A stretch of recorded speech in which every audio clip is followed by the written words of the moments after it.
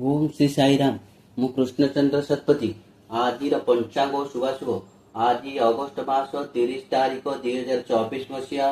भाद्रव 11 दिन शुक्रवार कृष्ण द्वादशी रात्र 2 घंटा 27 मिनिट पर्यंत पर त्रयोदशी सूर्योदय प्रातः 5 घंटा 29 मिनिट सूर्यास्त संध्या 6 घंटा 3 मिनिट शुभ बेला प्रातः 8 घंटा ठारू प्रातः 10 घंटा 30 मिनिट गोधूली मुहूर्त संध्या 5 घंटा 52 मिनिट रु संध्या 6 घंटा 17 मिनिट नक्षत्र पुनर्वसु संध्या 5 घंटा 58 मिनिट पर्यंत पर पुष्या